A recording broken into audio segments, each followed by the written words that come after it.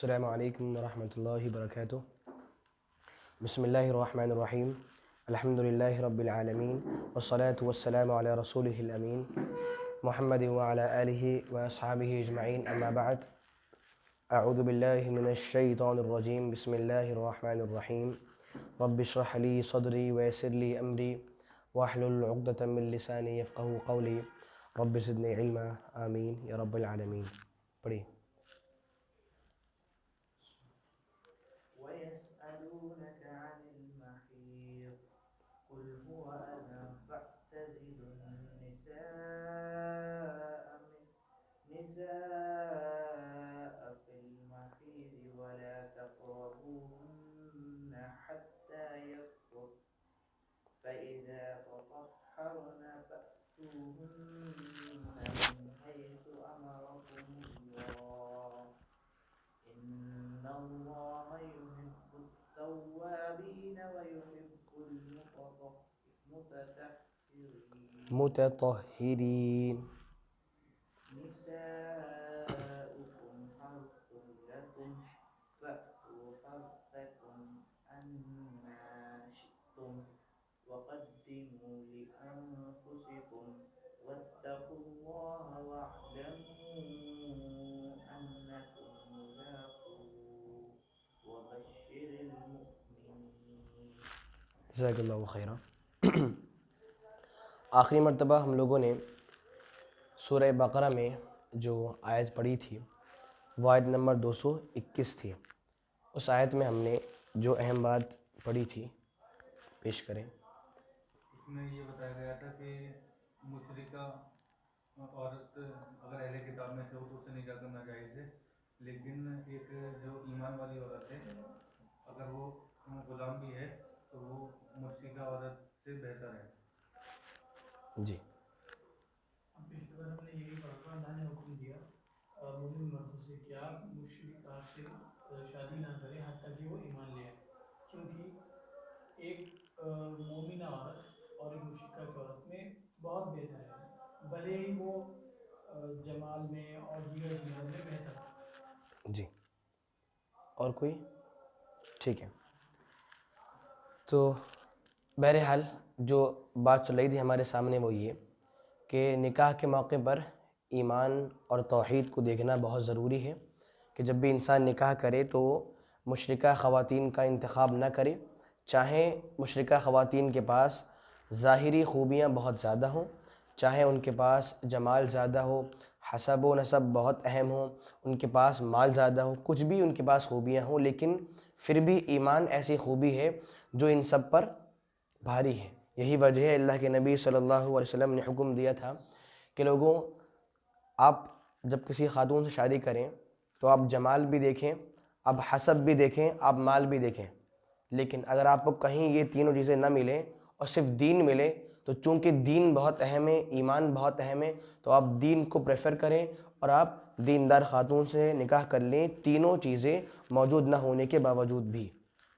वही बात यहाँ पर पेश की जा रही है, क्योंकि उस ज़माने में चूँकि मुशरिका ख़वातीन और जो मुशरिकीन थे मर्द, उनसे ताल्लुक़ात थे इस तौर पर कि कुछ मुसलमान थे वो मक्का जाते थे, या इस तौर पर कि मदीना में भी कुछ मुशरिकीन वग़ैरह मौजूद थे। बहरहाल तो अल्लाह ने उसूल दे दिया कि जब भी निकाह करना हो आपको तो जो मोमिना ख़वातीन उनसे अब निकाह करें। लेकिन ये बात भी आई थी हमारे सामने कि अगर कोई ईमान वाला मर्द है और उसे अहले किताब में से कोई ख़ातून मिले तो वो अहले किताब में से जो ख़ातून है उनसे शादी कर सकता है, दो शर्तों के साथ। वो दो शर्तें क्या हैं वो आपने उस मौके से समझी थी और पढ़ी थी। लेकिन इसके बिलमुकाबिल कोई ईमान वाली ख़ातून हो उसका निकाह करें किसी मुशरिक से तो जायज़ नहीं है। हाँ, अगर वो अहले किताब में से हो तब भी सेम हुक्म है, तब भी जायज़ नहीं है। यानी कि अगर अहले किताब में से ख़ातून हो तो निकाह क्या था, जायज़ था। अगर उल्टा हो जाए कि अहले किताब में से वो मर्द हो और ईमान वाली ख़ातून हो तो निकाह बिल्कुल भी जायज़ नहीं। ईमान वाली ख़ातून का निकाह ईमान वाले मर्द से ही होना चाहिए। बहरहाल अब आज हमारे सामने जो आयत है वो सूरह बकरा की आयत नंबर 222 है। इस आयत को पेश करने से पहले एक बात आप तक पहुंचा दूं। कुरान मजीद में अल्लाह का इरशाद है, इन्नल्लाह ला यस्तही मिनल हक़, कि बेशक अल्लाह रब्बुल आलमीन हक़ बात को बोलने से और हक़ बात को कहने से शर्माता नहीं है। यानी कि अल्लाह के यहाँ पर हक़ बात बोलने में शर्म, झिझक और लिहाज नहीं है। अल्लाह को जब भी हक़ बात पेश करनी हो, अल्लाह को जब भी हक़ बात बोलनी हो, तो अल्लाह हक़ बात बोलता है। अल्लाह हक़ बात बोलने में शर्माए, झिझके, ऐसा उसका उसलूब, उसका मिजाज नहीं है। और ये मिजाज उसने हमें भी दिया है, हमें भी दिया है। क्या? कि जब भी हम कोई हक़ बात बोलें, कोई भली बात बोलें, कोई दीनी बात बोलें, भले ही वो बात बोलने में कुछ शर्म से आए, लेकिन चूँकि वो हक़ है, वो भली बात है, तो हमें भली बात बोलना है, चाहे हमें शर्म क्यों नहीं आती हो। क्योंकि आज हमारे सामने जो आयत है वो एक ख़ास रिश्ते से मुताल्लिक़ है, जो मियाँ बीवी के रिश्ता होता है उससे ये आयत मुताल्लिक़ है। यहाँ पर एक बात और वाज़ेह करूँ आपके सामने। कभी आप दीन इस्लाम की और कुरान मजीद की खूबी देखें कि दीन इस्लाम ने उन नाजुक पहलुओं पर भी हमारी निशानदही और हमारी इस्लाह की है जहाँ पर आम तौर पर लोगों को बिल्कुल भी इल्म नहीं होता है। यानी कि जो डीप मसाइल हैं, इस्लाम ने वहाँ पर भी हमें रहनुमाई की है कि आपको ये काम ऐसे करना है, आपको ये काम ऐसे करना है। ये इस्लाम की खूबी है। एक बार एक सहाबी से यहूदी ने बतौर एतराज़ ये बात बोली कि आपका दीन कैसा है, आपका दीन कैसा दीन है कि उस दीन में इस्तिंजा के तरीक़े भी बतलाए गए हैं। उन सहाबी ने कहा बिल्कुल, इसमें शर्म वाली क्या बात है, ये तो इस्लाम की खूबी है, ये तो इस्लाम का जमाल है, ये इस्लाम की एक ख़ास बात है कि जो नाजुक मसाइल हैं, जो अहम मसाइल, जो बिल्कुल डीप मसाइल हैं, इस्लाम ने उनको भी बताया कि आप ये काम ऐसे करें, आप ये काम ऐसे करें। इससे मालूम होता है इस्लाम ने ये हमें सोच दी कि आप कभी भी तन्हा नहीं हैं। आप दुनिया की किसी भी हालत में हो और किसी भी स्टेज में हो, इस्लाम हर मोड़ पर आपके सामने मौजूद है। जब आप वहाँ हो आप ये काम करें, उस हालत में हो ये काम करें, वहाँ हो ये रहनुमाई है, वहाँ हो ये चीज़ें आपको अपनाना है। तो ये इस्लाम की खूबी है। आइए इन बातों के बाद आयत की शुरुआत करते हैं। अल्लाह का इरशाद है, वयसअलूनका अनिल महीज़, अल्लाह के नबी सल्लल्लाहु अलैहि वसल्लम, ये लोग आपसे सवाल करते हैं, ये लोग आपसे पूछते हैं अनिल महीज़, हैज़ के बारे में। अनिल महीज़, हैज़ के बारे में। सबसे पहले ये बात जान लें, यहाँ पर सवाल पूछने वाले कौन हैं? हज़राते सहाबा, हज़राते सहाबा। और मसला क्या है यहाँ पर, हैज़ के बारे में आयत क्यों आ रही है और पहले क्या मसाइल थे? तो उनमें ताल्लुक़ ये कह सकते हैं आप कि सबसे पहले यतीम बच्चे जिनके पास माल हो, उनका ज़िक्र आपके सामने आया था कि जब उनके वालिद साहब नहीं हो तो आप उनकी किफ़ालत कर सकते हैं। फिर अगले आयत में क्या था कि जो मुशरिका ख़वातीन हैं, ज़ाहिर सी बात है कि यतीम बच्चों की जो माँ थी वो मुशरिका ख़वातीन थी, तो अगले अहकामात उस बारे में आए। अब चूँकि निकाह के बारे में बातें चल रही थी और निकाह के मसाइल ज़िक्र थे, तो निकाह के बाद जो हालात हैं उन्हीं में से एक हालत ये भी है, तो ज़िक्र उसका यहाँ पर हो रहा है। चूँकि गुज़िश्ता आयत में निकाह के मसला ज़िक्र हुआ था, तो चूँकि ये जो बात इस आयत में मौजूद है वो निकाह के बाद ही होती है, तो लिहाजा यहाँ पर इसका ज़िक्र किया जा रहा है। तो सवाल क्या है? वयसअलूनका अनिल महीज़, अल्लाह के नबी सल्लल्लाहु अलैहि वसल्लम, ये लोग आपसे पूछते हैं, सवाल करते हैं अनिल महीज़, हैज़ के बारे में। अनिल महीज़, हैज़ के बारे में। हैज़ वो खून होता है जो ख़वातीन को, जो औरतों को एक ख़ास टाइम के लिए आता है, और वो खून अपने आप में बहुत ही नापाक और गंदा खून होता है। इसलिए आप आगे देखें, अल्लाह ने बयान फरमाया कुल हुआ अदा, अल्लाह के नबी सल्लल्लाहु अलैहि वसल्लम आप इरशाद फरमा दीजिए, आप बोल दीजिए हुआ अदा, कि वो जो खून है, वो जो हैद है, वो बहुत ही गंदी और नापाक चीज़ है। फ़अतज़िलू अन्निसा फ़िल महीज़, तो आप औरतों से बचें, आप औरतों से दूर रहें, फ़िल महीज़, हैज़ के पीरियड में, हैज़ के वक्त में, हैज़ के मौके से आप ख़वातीन से दूर रहा करें। वला तक़रबूहुन्ना, और आप उनके करीब न जाएं जब तक कि वो पाक साफ़ नहीं हो जाएं। अब देखिए आयत को, वयसअलूनका अनिल महीज़, सहाबा सवाल पूछ रहे नबी से कि जो हैज़ का खून है जब ये ख़वातीन को आए उस मौके से क्या किया जाए। ये सवाल वो क्यों पूछ रहे हैं? क्योंकि ये जो आयत है वो मदीना में उतरी थी और मदीना में कौन कौन थे? मुसलमान भी थे और यहूदी भी थे। और ज्यूस और यहूदियों का ये अमल था कि जब भी उनकी ख़वातीन में ये मसला होता कि उन्हें हैज़ आता था तो वो अपनी ख़वातीन से बहुत ज़्यादा दूर हो जाते, हत्ता कि उनके साथ खाना पीना भी छोड़ देते और बसा औक़ात तो रहना सहना भी छोड़ देते और उनको एक सेपरेट घर में अलग कर देते और उनसे बिल्कुल अलग हो जाते। खाना पीना भी छोड़ दिया और रिहाइश भी बिल्कुल उनसे अलग कर ली है। अब मुसलमान कहाँ पर है? मदीना में। देख रहे हैं यहूदी ये काम करते हैं, सवाल पूछ रहे हैं कि नबी के जब ये मसला आए हमें करना क्या है, इस्लाम क्या बोलता है, वही सवाल कह रहे हैं। तो जवाब आया, कुल अल्लाह के नबी सल्लल्लाहु अलैहि वसल्लम आप इरशाद फरमा दीजिए, हुआ अदा कि ये जो हैज़ है, ये जो खून है, ये बहुत ही गंदा है, ये नापाक खून है, ये गंदा अपनी बू के तौर पर भी कि इसकी स्मेल बहुत बुरी होती है और साथ में ये अपने आप में खुद नापाक है। आगे हुक्म है फ़अतज़िलू अन्निसा फ़िल महीज़ कि जब ख़वातीन हैज़ के मौके पर हों आप उनसे दूर रहें, आप उनसे दूर रहें। बज़ाहिर ऐसा मालूम हो रहा है कि यहाँ पर इस हुक्म के अंदर इस्लाम ने यहूदियों के अमल को दुरुस्त करार दिया। उनका अमल क्या है कि ख़वातीन से दूर हो जाइए, खाना पीना छोड़ दीजिए, रिहाइश छोड़ दीजिए। और यहाँ पर हुक्म क्या है?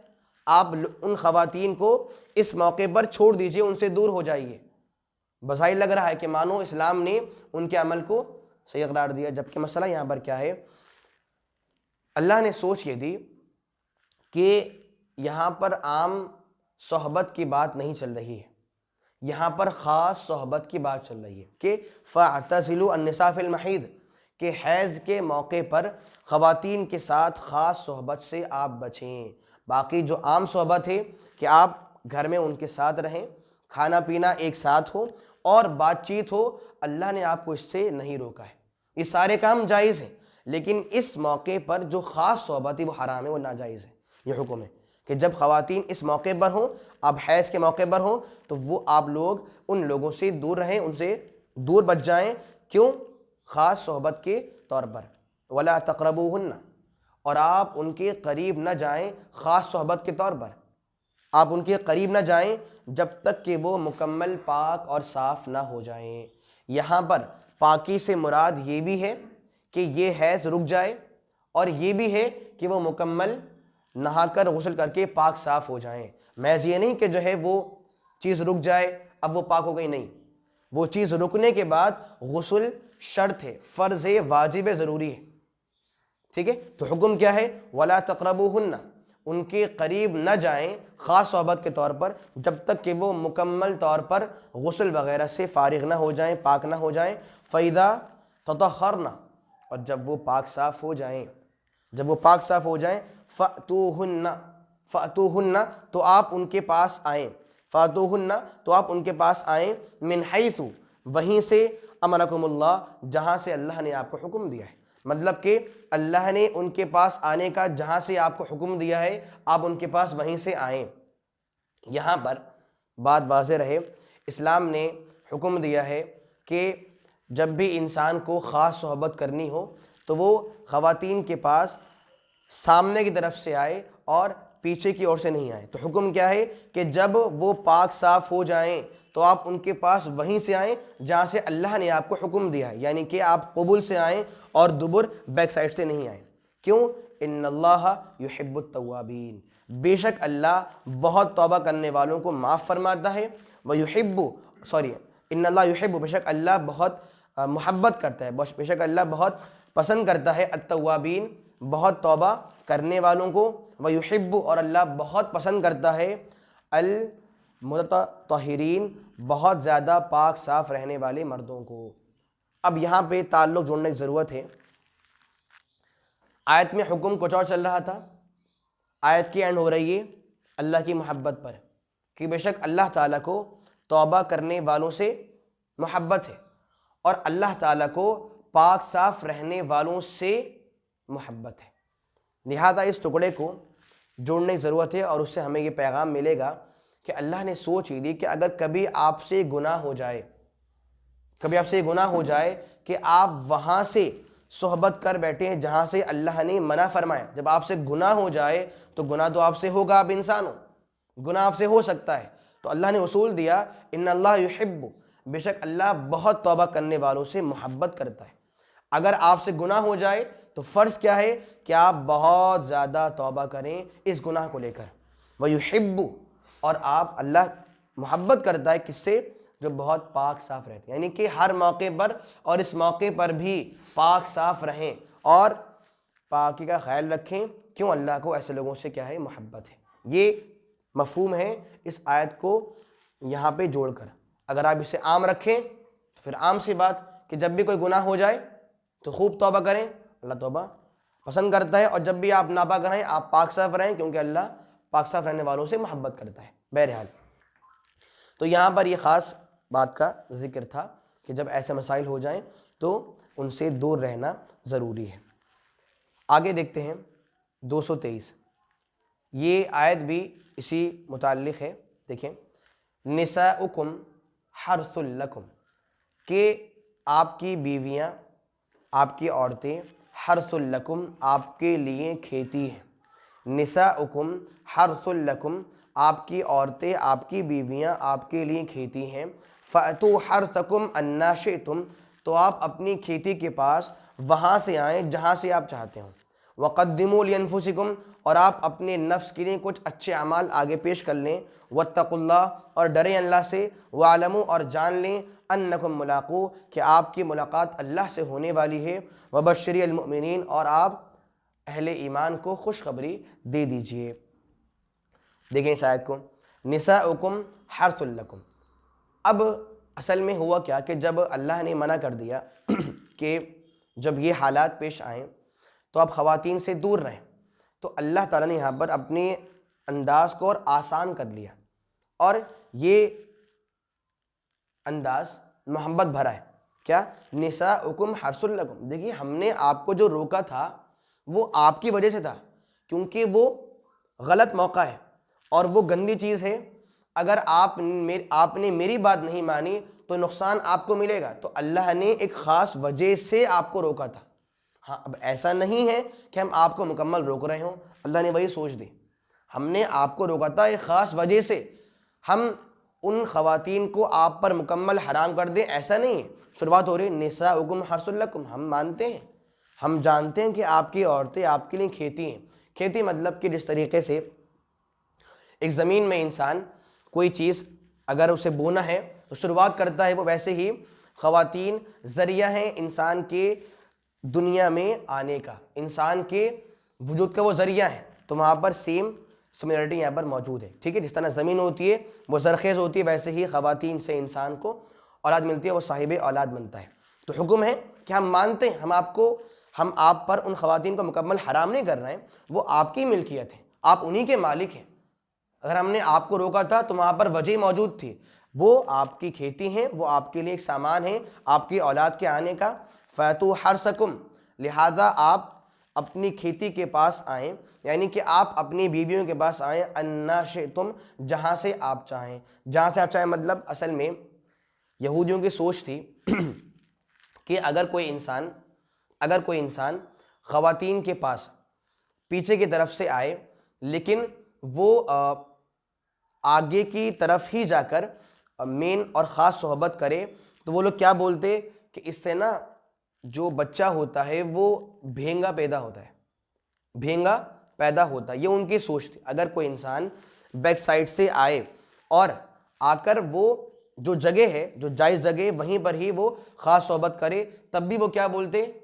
बच्चा भेंगा पैदा होता है। अल्लाह ने सोच दी फ़अतू हर्सकुम अन्ना शिअ्तुम, यहाँ पे खेती, ये आपका सामान है, आप इनके पास जहाँ से चाहें वहाँ से आएँ। क्या मतलब? यानी कि जो हलाल जगह है आपको आना वहीं है, ख़ास सोहबत वहीं करनी है, लेकिन आप कहीं से भी आएँ, वो मसले वाली बात नहीं है। तो यहाँ पर यहूद की सोच के उलट काम किया जा रहा है। वक़द्दिमू लिअन्फुसिकुम, अल्लाह ने आगे कहा वक़द्दिमू लिअन्फुसिकुम, और याद रहे कि आप लोग अपने नफ्स के लिए आप अपने नफ्स के लिए कुछ चीज़ें आगे भी पेश कर दीजिए। वक़द्दिमू लिअन्फुसिकुम, आप अपने नफ्स के लिए, आप अपनी जान के लिए कुछ चीज़ें आगे भी पेश कर दीजिए। क्या मतलब? मतलब यह है कि आप अभी अक़्द निकाह में हैं, तो आपके जहन में ये बात रहे कि आपको अपने मुस्तक़बिल की फ़िक्र भी होनी चाहिए। लिहाजा मुस्तक़बिल की बेहतरी के लिए आप नेक साले औलाद के बारे में भी आप सोचें। वक़द्दिमू, आप पेश कर दें अच्छी चीज़ें अपने नफ्स के लिए। मतलब क्या? आप नेक साले औलाद की तमन्ना करें इन ख़ास मौक़ों पर। और साथ में यह आयत आम भी है कि यानी कि चूँकि आप इस निकाह में और इस रिश्ते में हैं, तो आप ये न भूलें कि आपके लिए और ताआत भी ज़रूरी हैं। आप खुद को अमाल से बिल्कुल दूर न कर लें। ऐसा ही होता है जब इंसान कुंवारा हो, उसकी शादी ना हो, तो उसके यहाँ पर जज्बा इबादत बहुत ज़्यादा होता है, और जैसे ही वो अक़्द निकाह में आ जाए, उसका वो शौक़, वो जज्बा कम हो जाता है। अल्लाह ने सोच दी कि वो दुनिया भी एक दुनिया है, आपको उनका हक़ निभाना है, वो जिम्मेदारी है आपकी, वो आपका फ़र्ज़ है, लेकिन उनके अलावा भी ताआत की दुनिया है। आप ऐसा ना हो कि आप यहाँ पर इतना मसरूफ़ हो जाएं कि आप का रब कौन है और आपको अच्छे अमल करने, आप उनको बिल्कुल फरामोश कर दें। तो अल्लाह ने सोच दी, वक़द्दिमू लिअन्फुसिकुम, अपने नफ्स के लिए कुछ अच्छे अमाल आगे पेश कर दीजिए। कद्दम मतलब आगे पेश कर दीजिए। किसके लिए? रोज़े आखिरत के लिए, क़यामत के लिए कुछ अच्छे अमाल पेश कर दीजिए और अच्छे काम भी कीजिए। और याद रखिए आगे, वत्तक़ुल्लाह वअलमू अन्नकुम मुलाक़ू। पहले हुक्म क्या? कि एक आम सी बात बोली गई कि हमने इनको आप पर मुकम्मल हराम नहीं किया, ये आपकी ही मिल्कियत है। फिर हुक्म क्या आ रहा है कि आप इनके हक़ के साथ साथ जो मज़ीद ताआत हैं उनको भी करें, और आप अपने नफ्स के लिए कुछ अच्छे अमाल आगे पेश कर दें। अगला हुक्म आ रहा है, वत्तक़ुल्लाह, डरो अल्लाह से, डरो अल्लाह से, वालमू, और जान लो अन्नकुम मुलाक़ू, कि आपकी मुलाकात अल्लाह से होने वाली है। वत्तक़ुल्लाह, डरें आप अल्लाह से, वालमू, और जान लें अन्नकुम मुलाक़ू, कि आपकी मुलाकात अल्लाह से होने वाली है। सामीन, इस मौके पर इस आयत का बीच में आना ये अल्लाह की धमकी भी है, और ये अल्लाह ताला हमें कुछ याद भी दिला रहा है। पहले बात क्या आ रही है? अच्छे अमाल करो इस मौके पर भी और आम हालात में भी। अब धमकी आ रही है, वत्तक़ुल्लाह, डरना अल्लाह से। ऐसा ना हो कि ख़वातीन के मसले में आप उन पर जुल्म करो। ऐसा ना हो कि अल्लाह ने जिनको हराम करार दिया है आप वो काम कर बैठो, और ऐसा ना हो कि आपकी ज़ात से उनको तकलीफ़ मिल जाए। वत्तक़ुल्लाह, डरना अल्लाह से। इस मौके पर यह हुक्म आ रहा है, मतलब कि ख़वातीन के ख़ासकर मसले में उन पर ज़्यादती नहीं हो, उन पर जुल्म नहीं हो, ये अल्लाह का क्या है? हुक्म है। इसीलिए आप देखिए इस्लाम ने हमें सोच दी, जब अल्लाह के नबी सल्लल्लाहु अलैहि वसल्लम अपना आखिरी हज फरमा रहे थे, तो आपने उस वक्त एक बात बयान फरमाई थी, क्या लोगों, इन ख़वातीन को आपने अल्लाह का नाम लेकर अपने ऊपर हलाल करार दिया है, अपने आप पर हलाल किया है, तो ऐसा नहीं हो कि आपकी तरफ से इन पर जुल्म हो और ये जुल्म का शिकार बन जाएं। सामईन, ये बात जानने वाली, आज हमारे घरों की हालत बहुत बुरी है। वहाँ पे जो बीवियाँ हैं, जो ख़वातीन हैं, उन पे इतना जुल्म है कि उसको अगर सही से बयान किया जाए तो एक गैरतमंद इंसान शर्म के वजह से वो शायद बाहर नहीं निकल पाए और वो बहुत ज़्यादा रोए। क्यों? ख़वातीन पर आज जो जुल्म है वो अपनी हदें पार कर चुका है। न जाने क्यों मर्द सोचते हम कव्वाम हैं, हम ज़िम्मेदार हैं, हम ताकतवर हैं और ये हमारे तहत है। वो इस जुनून में आकर और इस खुशफहमी में आकर क्या करते हैं?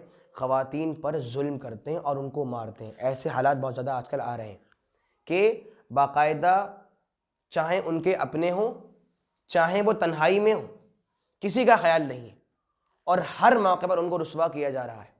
चाहे वो ज़ुबानी मार हो, चाहे वो हाथ पैर की मार हो। और बाज़ लोगों ने तो हद कर दी है कि उन्होंने इस मार को इतना ज़्यादा जालिमाना बना लिया कि बस उसे क्या बताया जाए।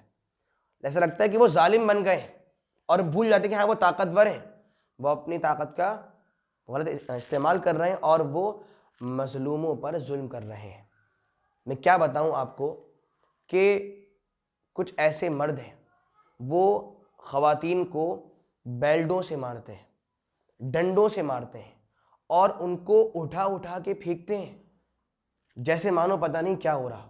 अल्लाह अकबर। आप देखें अल्लाह का हुक्म वत्तकुल्लाह, ये आपकी मिल्कियत है, ये आपकी जिम्मेदारी है, आप जिम्मेदार हो इनके। वत्तकुल्लाह, डरना अल्लाह से इनके बारे में। मैं ये बात क्यों बोल रहा हूँ सामईन, क्योंकि किसी मजलूम पर जुल्म करना ये छोटी मोटी बात बिल्कुल भी नहीं। मजलूम पर जुल्म किया जाए, मजलूम को परेशान करें, मजलूम को मारें, ये छोटी बात नहीं है। हत्ता कि हदीस के अल्फाज ये हैं कि कुछ गुनाह ऐसे हैं जिनका बदला इंसान को दुनिया में ही मिल जाता है और उनमें एक गुनाह जुल्म है। जालिम जब भी जुल्म करता है, जब भी औरों को मारे, परेशान करे, सताए उनको, ऐसा मुमकिन नहीं कि जालिम को जुल्म का बदला दुनिया में ना दिया जाए। अगर वो जालिम है तो बदला उसके मरने से पहले दुनिया में ही मिल जाएगा। और ये बात भी वाज़ेह रहे, हदीस के अल्फाज हैं, गालिबन तिरमिज़ी में हदीस के अल्फाज हैं, वत्तक़ी दाअवतल मज़लूम। अल्लाह के नबी सल्लल्लाहु अलैहि वसल्लम ने यह हुक्म एक सहाबी को दिया था, हज़रत मुआज़ को। कहा था, ए मुआज़, आप यमन जा रहे हो, वहाँ पर अहले किताब भी हैं, वहाँ पर अहले किताब भी हैं। आपको पहले उन्हें तौहीद का पैगाम देना है। अगर वो साहिबे तौहीद बन जाएं तो आप उन्हें नमाज के अदा करने का हुक्म दें, और जब वो नमाज अदा करने वाले बन जाएं तो आप उन्हें बताएं कि उन्हें ज़कात देनी है। फिर हुक्म दिया वत्तक़ी दाअवतल मज़लूम, ए मुआज़ कुछ भी करना लेकिन एक काम मत करना। वत्तक़ी दाअवतल मज़लूम, ए मुआज़ ये बात सुन लो ध्यान से, ये काम बिल्कुल न करना और इस काम में होशियार हो जाना। वो काम क्या है? वत्तक़ी दाअवतल मज़लूम, मज़लूम की पुकार से, मज़लूम की बद्दुआ से, मज़लूम की पुकार से बचना। क्यों? फ़इन्नहु लैसा बैनहा व बैनल्लाहि हिजाब, क्योंकि मज़लूम की पुकार और अल्लाह के दरमियान कोई आड़, कोई रुकावट नहीं होती। और यहाँ पर मज़लूम से मुराद मुसलमान भी हैं और अहले किताब भी हैं। क्यों?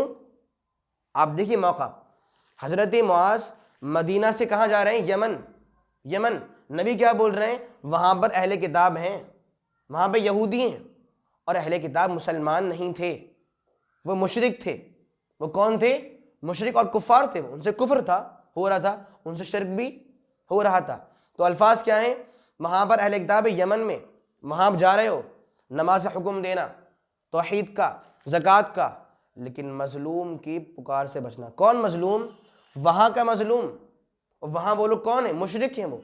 तो उसूल क्या मिला कि मज़लूम लफ्ज़ आम है, जुल्म किसी पर भी हो, जुल्म किसी पर भी हो, अगरचे उसका दीन हमसे अलग क्यों नहीं हो, अगर जुल्म है तो बदला दुनिया में ही मिलेगा। इंसान डरे। अल्लाह ने हुक्म दिया वत्तकुल्लाह, ख़वातीन के आप मालिक हैं, आप उनके ज़िम्मेदार हैं, आप कव्वाम हैं, लेकिन आप उन पर हावी ना हो और आप उन पर जुल्म ना करें। और वालमो, और जान रखें, जान ले, धमकी है ये, वालमो जान लो। हम बोलते हैं ना, याद रखना बिल्कुल, अगर ऐसा हुआ फिर तुम्हारी खैर रहेंगे, याद रखना बिल्कुल, वही अल्फाज है। वत्तकुल्लाह, डरो अल्लाह से, बचो गुनाहों से, वालमो, और जान लेना, अन्नकुम मुलाक़ूह, कि तुम्हारी मुलाकात रब्बुल आलमीन से होने वाली है, तुम्हारी मुलाकात अल्लाह से होने वाली है। सामीन, जब हमारे जहन में ये तसव्वुर आ जाए ना कि अल्लाह से मिलने वाले हैं, अल्लाह से मुलाकात होने वाली है, अल्लाह के पास जाने वाले हैं, फिर इंसान क्या से क्या हो जाता है। और जब इंसान इस तसव्वुर से बेजार हो जाए और इससे बहुत दूर हो जाए, फिर इंसान कुछ का कुछ हो जाता है। ये तसव्वुर ही मुसलमानों की बुनियाद है, याद रखिए। हमारा पूरा दीन, हमारी पूरी ज़िंदगी इसी तसव्वुर पर बेस्ड है। क्या तसव्वुर है? हमें अल्लाह के पास जाना है, हमें अल्लाह को मुंह दिखाना है, हमें अल्लाह को अपना चेहरा दिखाना है, हमें अल्लाह से मुलाकात करनी है। इसलिए आप देखिए 30वें पारे में अल्लाह का इरशाद है, व अम्मा मन खौफ मकाम रब्बिही व नहन नफ्स अनिल हवा, कि रही बात उस इंसान की जो डरता है मकाम रब्बिही, अपने रब के सामने हाजिर होने से। व अम्मा मन खौफ मकाम रब्बी, वो इंसान जो डरता है, जो खौफ खाता है, जो डरता है किस बात से? अपने रब के सामने खड़े होने से डरता है कि मुझे अल्लाह के पास जाना है, मुझे अल्लाह को मुंह दिखाना है, मुझे अल्लाह के सामने हाजिर होना है, जो डरता है। और वह नहन नफ्स अनिल हवा, और अपने नफ्स को ख्वाहिशात से रोकता है, तो क्या होगा? फ़इन्नल जन्नता हियल मअवा, तो इंशाअल्लाह जन्नत उसका ठिकाना बनेगी। अल्फाज देखिए आप, वही अल्फाज हैं कि इंसान डरे, क्या? अल्लाह के पास जाना है मुझे। सामईन, अगर आज मैं कोई भी इबादत करूं, क्यों करूंगा? अल्लाह के पास जाना है। अगर मुझे गुनाहों से रुकना हो तो इस तसव्वुर के बिना गुनाहों से बचना मुमकिन नहीं है। हमारी पूरी इबादत, हमारे सारे अमाल इसी तसव्वुर पर बेस्ड हैं, और ये जितना मजबूत होगा इंशाअल्लाह हमारे लिए उतना अमली अंदाज में मजबूत होना मुमकिन होगा। आज मुसलमान इस तसव्वुर से बेजार हैं, इसीलिए उनके यहाँ पर अमल ना के बराबर है। कभी आप पूछिए लोगों से, क्या भाई हमें अल्लाह के पास जाना है ना? क्या बोलते हैं? अरे भाई अल्लाह तौबा करो, क्या क्या बोल रहे हो, अभी तो जवान हुए हैं, अभी तो बहुत कुछ करना है, बड़े होना है, फिर निकाह है, और फिर बूढ़े होना है, फिर अरे बहुत टाइम है अभी। अरे भाई आप तो लग रहा है कि शायद आपके अय्याम बहुत करीब है, अल्लाह तौबा करो, क्या क्या बोल रहे हो ये? अरे भाई अभी नहीं, अभी तो बहुत कुछ करना है मुझे। आप सोचिए कि एक इंसान अल्लाह के पास जाना पसंद नहीं कर रहा है, उसे गवारा नहीं है कि कोई इंसान ये बोल दे कि आपकी मौत आने वाली। आप लोगों से बोल दीजिए कि शायद मैं मर जाऊं, कब मर जाऊं, कब मुझे अल्लाह बुला ले, कुछ पता नहीं है। अरे भाई आप क्या बोल रहे हैं? लोग बोल रहे हैं आप क्या बोल रहे हैं, अभी ऐसा ना बोले आप। क्यों भाई? ये कड़वा सच है। आप सोचिए, आप अगर बच्चों से बोलते हैं बच्चों डरो, कब कौन जाए कुछ पता नहीं है, जहन्नम का अजाब ऐसा है, तो बाकायदा माएँ बोलती हैं कि बच्चे डर जाते हैं, बच्चे डर जाते हैं। आप उनसे ऐसी बात ना करें कि भाई आपकी मौत भी आने वाली है, आपको अल्लाह के पास भी जाना है। ये तसव्वुर आज के पेरेंट्स बच्चों को दे रहे हैं। तो फिर ऐसा क्यों नहीं होगा कि जब यही बच्चे जवान होंगे तो वो उस दिन अल्लाह के सामने हाज़िरी के खौफ से बिल्कुल मामून होंगे, कोई फिक्र नहीं है, जाएंगे जाएंगे, बुलावाएगा तो जाएंगे, जब तक जो मर्जी आए किए जाओ किए जाओ किए जाओ। तो शुरुआत से हमें काम करना होगा। यानी कि मेरा मकसद क्या है कि ये तसव्वुर हमारे अक़ीदे की बुनियाद है। वो क्या? कि हमें अल्लाह के पास जाना है, अल्लाह को मुंह दिखाना है। सामईन, इसे मजबूत करें। और जानते हैं कब होगा? जब हमें अल्लाह ताला के अजाब के बारे में इल्म हो जाए।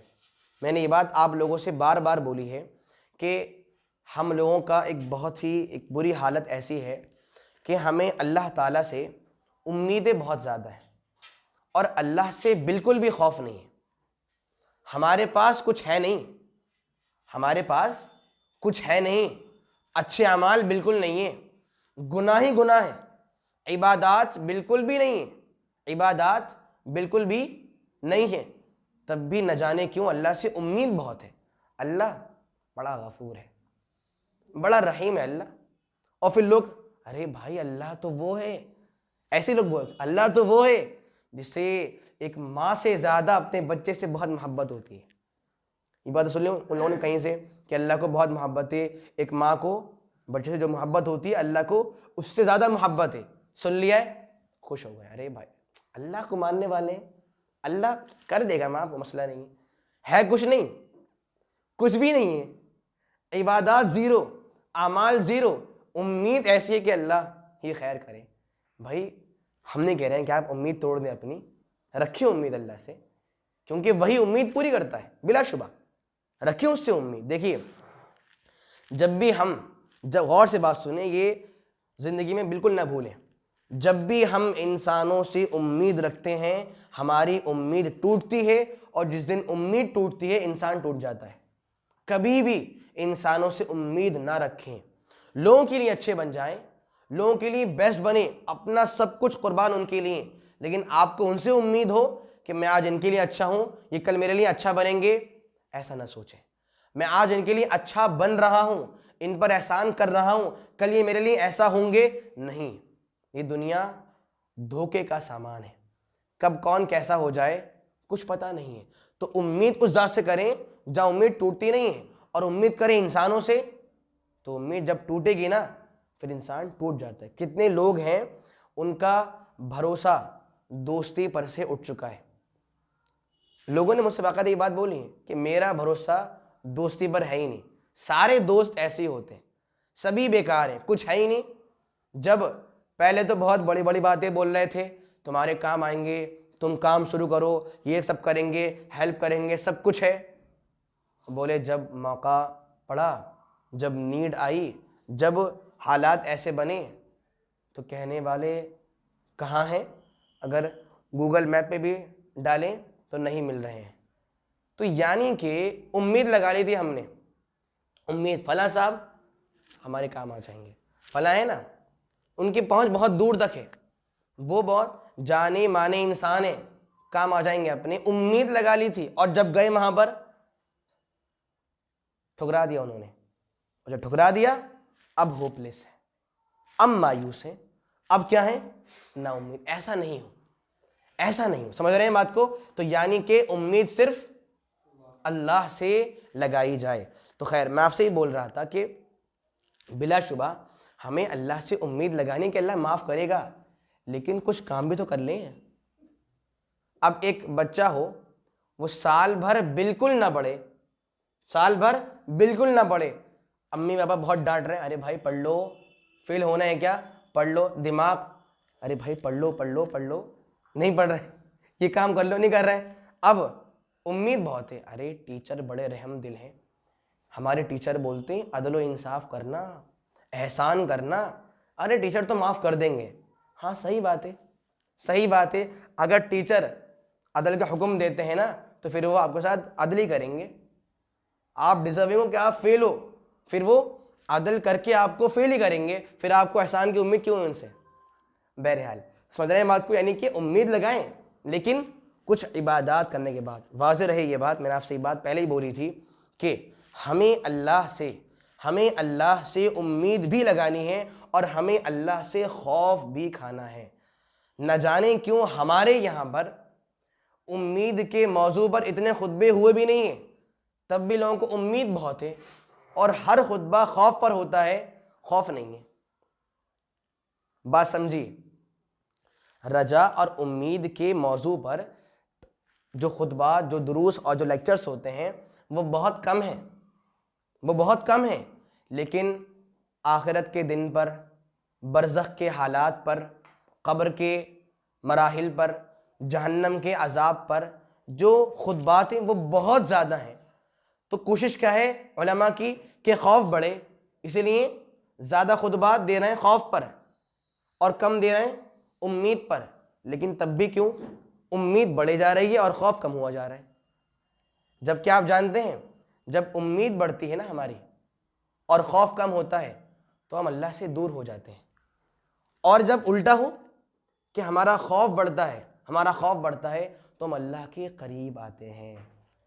आप बताएं, अगर कोई इंसान कोई गुनाह कर रहा है, वो गुनाह कब छोड़ेगा? उसके यहाँ पर खौफ होगा कि अल्लाह देख रहा है, मुझे जाना है अल्लाह के पास, मुलाकात करनी है अल्लाह से। जब ये खौफ बढ़ेगा तो इंसान इबादात में, अमाल में आगे बढ़ेगा, और जब ये खौफ कम होगा फिर उम्मीद ही आएगी, कुछ नहीं है। अब जो लोग नमाज बिल्कुल नहीं पढ़ते, जो लोग, अल्लाह उन्हें हिदायत दे कि उन्होंने तो जुमे की नमाज भी माफ़ करवा ली है मानो, और उनकी हालत तो ऐसी है कि साल में एक बार भी रमज़ान आने के बावजूद भी वो कुरान मुकम्मल नहीं कर पाते। वो क्या सोचते हैं, अल्लाह बड़ी मोहब्बत करता है हमसे, अल्लाह हमें माफ़ फरमा देगा। ये हमारी सोच है, यानी कि खौफ को बढ़ाएं और उम्मीद भी बढ़ाएं। खौफ भी आए, उम्मीद भी आए, तभी हालात इंशाल्लाह हमारे बेहतर होंगे। लेकिन सिर्फ उम्मीद हो जाए तो ऐसा मुनासिब नहीं है। यहाँ पर धमकी है, वत्तकुल्लाह, डरो अल्लाह से, वालमू, और जान रखना, जान लेना, अन्नकुम मुलाकू, तुम्हारी मुलाकात अल्लाह से होने वाली है। वबश्शिरिल मुमिनीन, और अल्लाह के नबी सल्लल्लाहु अलैहि वसल्लम आप खुशखबरी दीजिए ईमान वालों को, आप खुशखबरी दिए अहले ईमान को। क्या मतलब? ईमान वाले वही तो हैं जो क्या सोचते हैं, अल्लाह के पास जाना है, अल्लाह से मुलाकात करनी है, तो वो डरते हैं अल्लाह से, और वो हर बंदे के हक में डरते हैं अल्लाह से, चाहे वो ख़वातीन हो चाहे वो कोई भी हो, वो डरते हैं अल्लाह से। तो खुशखबरी है, खुशखबरी दीजिए अहले ईमान को। किस चीज़ की? जन्नत की, नेमतों की, राहतों की और सुकून की। और सामीन, जन्नत की खुशखबरी मिल जाए, इससे अजीम बात क्या हो सकती है? इंसान को क्या कहा जाए, आपको जन्नत मिलेगी, जन्नत में जाने वाले आप, इससे बड़ी बात क्या हो सकती है? कोई आपसे बोल दे कि भाई ये फ़्लाइट आपके लिए रिजर्व्ड है, ये फ़्लाइट उस तरह की है, जाइए आराम से आप अरे माशाल्लाह क्या कहने, वो घर बेहतरीन, बहुत अच्छा घर, सब कुछ वहाँ मौजूद है, जाइए वहाँ आराम से रहिए, आप अब से घर ये आपका है, बहुत खुश। और क्या कहा जाए कि वो जन्नत आपकी है। कौन सी जन्नत? इसके बारे में 3 बातें मशहूर है ना। उसकी नेमतें किसी आँख ने देखी नहीं। आप सोचें नेमतें कैसी होंगी, किसी आँख ने देखी नहीं, अल्लाह अकबर, नेमतें कैसी होंगी। और अगला क्या है, किसी कान ने उन नेमतों की खूबियाँ सुनी नहीं है। नेमतें कैसी हैं, दिखती कैसी हैं, क्या मिलेगा और क्या होगा, कैसी दिखती हैं, क्या है, किसी को नहीं पता। और तीसरा क्या है, किसी दिल में ऐसा आइडिया भी नहीं आया होगा कि अच्छा नेमतें ऐसी भी हो सकती हैं, राहतें ऐसी भी हो सकती हैं क्या, ऐसी भी हो सकता है क्या, इस तरीके से आप सोचिए। अल्लाह बोल रहे हैं वबश्शिरी अल-मुमिनीन, ए नबी आप अहले ईमान को खुशखबरी दे दीजिए। अब यहाँ पे खुशखबरी बिल्कुल आम है, मग़फ़िरत की हो, जन्नत की हो, कुछ भी हो। अल्लाह यही बोल दे कि मेरे बंदो परेशान ना हो, माफ़ कर दूंगा आपको, बहुत बड़ी बात है ये। अल्लाह यही बोल दे कि मेरे बंदो आपके लिए उस दुनिया के मराहिल पार करना बहुत आसान है, बहुत बड़ी बात है। और अल्लाह उससे बढ़कर ये बोल दे जन्नत मिलेगी आपको अगर आप अहले ईमान रहे, इससे बड़ी बात क्या हो सकती है। हमारी चाहत क्या है, बस कुछ भी हो जाए, अल्लाह हमें जन्नत दे दे। सामीन, जो मजबूत अहले ईमान है, बस ये आखिरी बात है इंशाल्लाह, जो मजबूत अहले ईमान है, जिनके यहाँ पर इबादत का लेवल बहुत ज़्यादा है और जो अल्लाह से बहुत खुशगुमान है, जिनके यहाँ पर तक़वा भी है और जिनकी चाहत, जिनकी ख्वाहिश, जिनका मकसद जन्नत पाना है, ये उनके अल्फाज। वो लोग कहते हैं कि जब से हमारा दिल, जब से हमारा जी जन्नत को पाने में लगा है ना, हमें दुनिया में मज़ा आता ही नहीं है।